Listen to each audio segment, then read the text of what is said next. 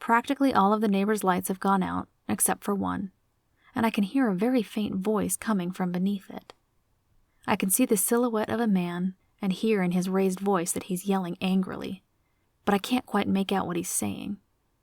It's 3 condos down, and I can't help but to wonder what he's so mad about, which isn't like me at all. I'm hardly ever nosy. To each their own. However, this is going to be my home for the next 3 months. If there's a man with a raunchy temper or terrible nighttime habits, then I might want to know about it. Prepare myself to avoid any kind of a run-in, if need be.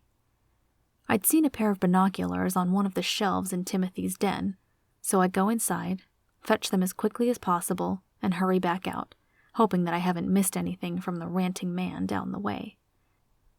I sit back in my seat, crossing my fingers and my toes that I can get a good look at the guy's face. My heart sinks to the bottom of my chest as I witness him hold the phone that he's yelling into away from his ear to scream an audible, "Eat shit!" into the receiver before tossing it onto a chair. He picks up a bottle of rum, chugs the last few swallows remaining in the bottom of it, and then throws the empty bottle as hard as he can against the concrete. It shatters, and I gasp, the blood pumping through my veins speeding up a notch. I pull the binoculars away from my face and hold my hand on my chest to steady the pounding inside of it a little. "Oh my God," I whisper before taking another look.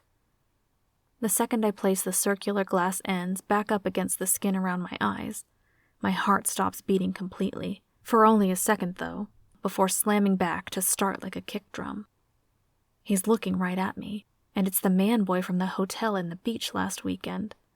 His eyes are glassed over, his face sagging in my direction in his drunkenness, and his chest rises and falls in shallow breath. I'm busted, and he's a maniac, a temper tantrum throwing menace. A handsome angry man that has totally caught me watching him yet again, this time much less pleasant than the first. My first thoughts are of those rippling muscles and the way he'd carelessly thrown the girl on the beach over his shoulder with such ease.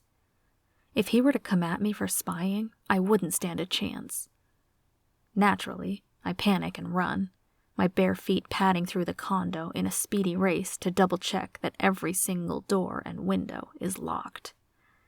I grab my phone and type out a text to Sarah asking if there are any psychopaths on the loose in her neighborhood, but then I delete it. The last thing I want to do is alarm them on the first night of my stay, or to make them second-guess their choice of a house sitter.